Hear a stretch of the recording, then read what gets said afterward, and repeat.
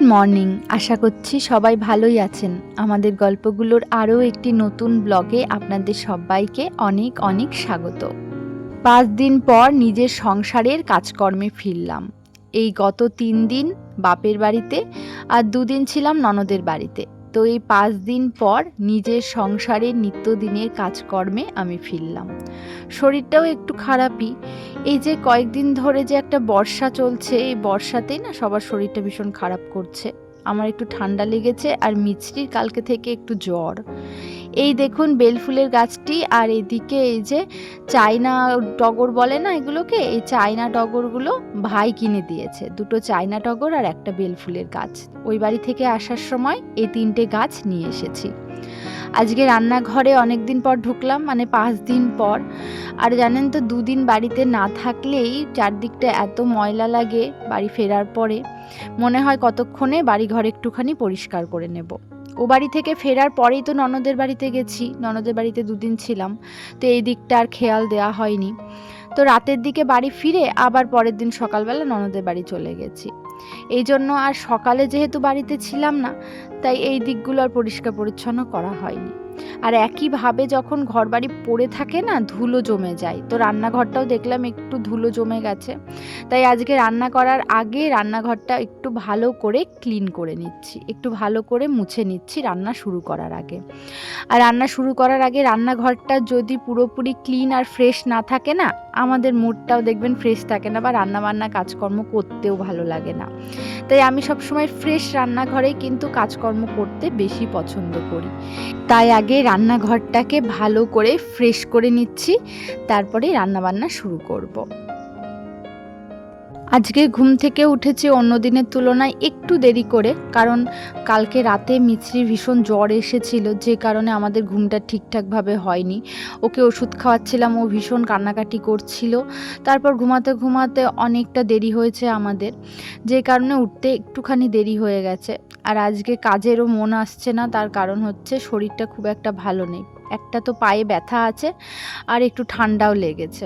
যাই হোক, এদিকে আমার রান্নাঘরটা পরিষ্কার হয়ে গেছে। এবার আমি রান্নাবান্না শুরু করব। আগে আমি ইন্ডাকশানে ভাতটা বসিয়ে দিলাম। আর আমি আজকে পুরো সকাল দুপুর দুটোর জন্যই ভাত বসিয়ে দিয়েছি একেবারে, কারণ আজকে আমার তাড়াতাড়ি রান্নাটা সেরে নেওয়ার ইচ্ছা, ভালো লাগছে না যেহেতু।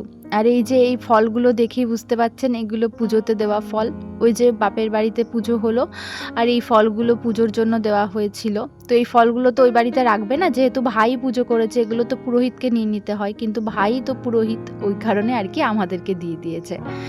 আর তাছাড়াও মা এমনিতেই আমাদেরকে দিয়েছে বা দিত। তো যাই হোক, আমরা যখনই যাই না কেন ওই বাড়িতে, তখনই কিন্তু বাবার যেহেতু ফলের দোকান, ফল এই বাড়িতে নিয়েই আসি। আর এবার যেহেতু পুজোর ফল রয়েছে, তাই ওগুলোই নিয়ে এসেছি। তো আজকে ভাবছি একটুখানি পটল চিংড়ি করব, বিশেষ কিছু রান্নাবান্না করব না। আর ওই নিরামিষ রান্নাবান্না শাশুড়ি মা নিচে যেভাবে করে থাকেন করবেন। তো আমি এদিকে পটল আর আলু কেটে নিচ্ছি পটল চিংড়ির জন্য, কারণ মিছরির যেহেতু জ্বর এসেছে, মিছরি কিন্তু মাছ টাছ সেরকমভাবে খাবে না, তাই মিছরির জন্য আলাদা করে অন্য কোনো মাছ আনার দরকার হয়নি। মানে জ্যান্ত মাছ যেভাবে মিছরির জন্য আনা হয় সেটা আর আনা হয়নি, কারণ ও ঠিকঠাক করে খাওয়া দাওয়া করবে না। বাচ্চাদের একটু শরীর খারাপ হলেই কিন্তু ওরা খাওয়া দাওয়া বন্ধ করে দেয়। তো সেই জন্য ভাবলাম অনেক দিন চিংড়ি মাছটা খাওয়া হয় না, এই কারণে এই ফাঁকে যে চিংড়ি মাছ আনা হলো আর কি। আর আমাদের যে সাপ্তাহিক বাজার হয়, বর টুকিটাকি সপ্তাহে বাজার করে নিয়ে আসে। তো আজকেও কিছু টুকিটাকি যেগুলো ফুরিয়ে গেছিলো সেগুলো নিয়ে এসেছে। আমি না ওকে একবারে অনেক কিছু আনতে বলি না, কারণ ওই একবারে অনেক কিছু আনতে গেলে না অনেকটা টাকা ইনভেস্ট করতে হয় আর কি। সেই জন্য আমি মানে সপ্তাহে টুকটুক করে বলি আর কি, মানে এক সপ্তাহে যেটুকু যা ফুরালো সেটুকু নিয়ে আসে। মাসিক বাজারটা করি না, আপনাদেরকে আগেও একটা ব্লগে বলেছি। তো সেই জন্য আর কি এই কদিন বাড়ি ছিলাম না, ডিমটা ছিল না, তো আমরা বাড়ি ছিলাম না বলে ও আর ডিম আনেনি, আজকে নিয়ে আসলো। আর ওই কাজু বাদাম কিশমিশ, তারপর আমার বর ওই ইস্যুকুলের ভুসি বলে ওগুলো খাই, ওগুলো একটু নিয়ে এসেছে। আর এদিকে একটা সাবান হচ্ছে সার্ফের সাথে ফ্রি পেয়েছে, ওটা নিয়ে এসেছে। আর নিয়ে এসে হচ্ছে কয়েকটা রসুন, আজকে যেহেতু ওই যে আলু পটলের দিয়ে চিংড়ি মাছটা রান্না করব ওটার জন্য। তো এখানে আমি সমস্ত ড্রাই ফ্রুটসগুলো একটা জায়গায় একটা কন্টেনারের মধ্যেই রেখে দিচ্ছি। আলাদা করে রাখার দরকার নেই, এখান থেকে সব পেয়ে যাব। যদিও কাজু বাদামটা আমরা খাই না, কাজু বাদামটা কিন্তু মিছরির জন্য আনা হয়। এই ড্রাই ফ্রুটসগুলো আগে সেরকমভাবে আনা হতো না, কিন্তু আমার শরীরটা যখন থেকে মানে ভীষণ দুর্বল হয়ে গেছে তখন থেকে ড্রাই ফ্রুটসগুলো নেওয়া আসা হয় আর কি। প্রেগনেন্সির সময় খেতাম, কিন্তু তারপরে না ওই যে বরের টাকা খরচ হবে সেই ভয়ে আর এগুলো আমি খেতাম না আর কি। আসলে সবসময় না একটুখানি আমাদের মতন পরিবারে একটু ভেবেচিন্তে চলতে হয়, একটুখানি সঞ্চয় করতে হয়। বলতে পারেন কিপটেমি ঠিক নয়, একটুখানি আমাদেরকে বুঝে শুনে না চললে না বিপদ আর কি। তো সেই জন্য আমি আমার মেয়ে হওয়ার পর থেকে যেগুলো আমি আগে খেতাম, মানে আমার মেয়ে পেটে থাকতে বা প্রেগনেন্সির সময় যে ড্রাই ফ্রুটসগুলো খেতাম সেগুলো খাওয়া বন্ধ করে দিয়েছিলাম।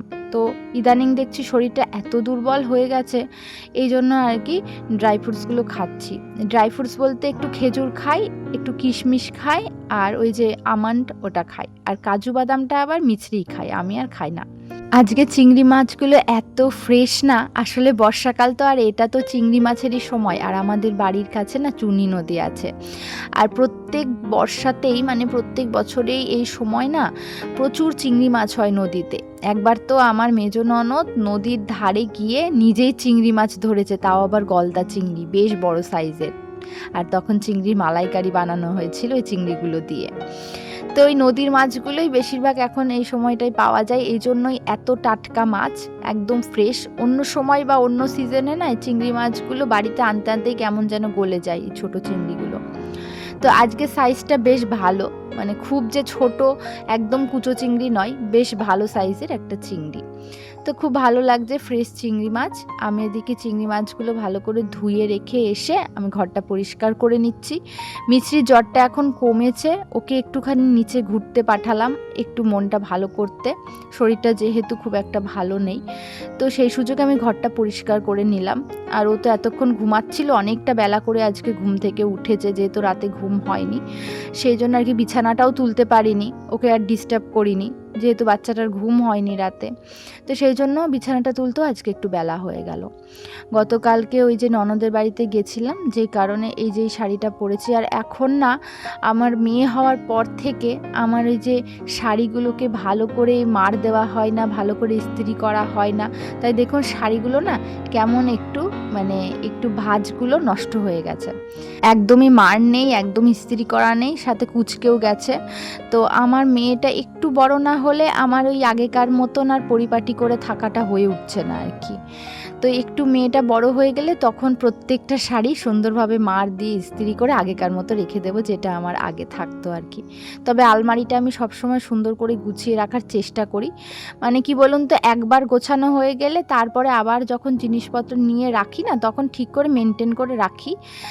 তো ওইভাবে গুছিয়ে রাখলে থেকে যায় আর কি। আর যদি ওই তাড়াহুড়ো করি কোনো রকম রেখে দিই তাহলে ওই যে আবার আস্তে আস্তে অগোছালো হয়ে যায়।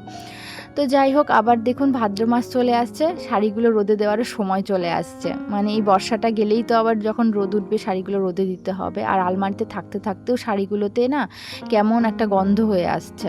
আসলে আগে যেভাবে খুব ভালো করে শাড়িগুলোকে রোদ্দুরে দিতাম না, ওই যে প্রেগনেন্সির সময় থেকে সেটা আর হয়ে ওঠেনি, পেরে উঠিনি। মানে প্রেগনেন্সির সময় তো আমি এখানে ছিলামই না, বাপের বাড়িতে ছিলাম। তারপর তো মিছরি হওয়ার পরে বুঝতেই পারছেন যে আমার ওপর দিয়ে কী ঝড় গেছে, একা একটা মানুষ কীভাবে সবটা সামলেছি। শ্বশুর শাশুড়ি তো বেশিরভাগ দিন বাড়িতে থাকেন না, যে কারণে না ওই যে আগের মতন আর পেরে উঠছি না। তাই নিজের যত্ন বলুন বা নিজের জিনিসের যত্ন বলুন, কোনোটাই আর হয়ে উঠছে না।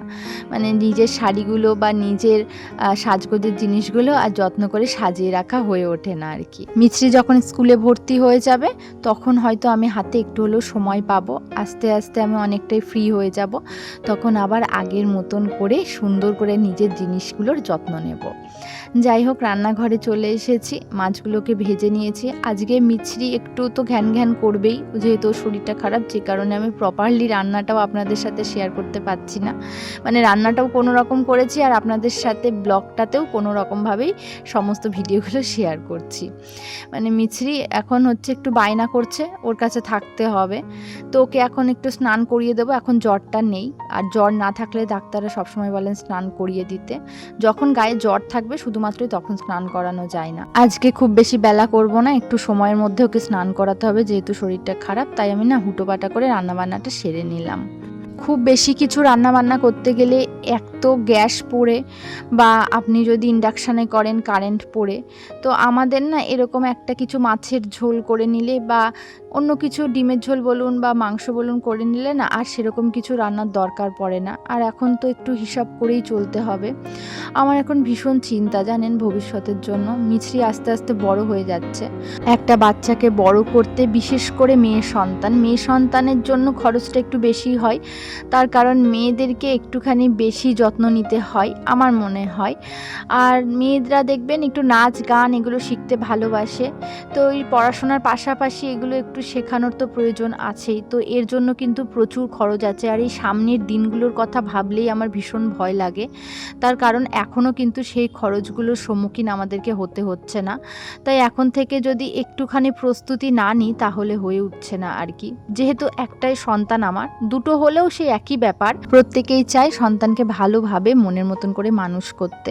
তাই এখন খুব চিন্তা হয় যে আমার হাজব্যান্ড একা পেরে উঠবে কি না, মানে সবটা সামলে সংসারের খরচ, তারপরে মানে টুকিটাকি যা খরচ আছে।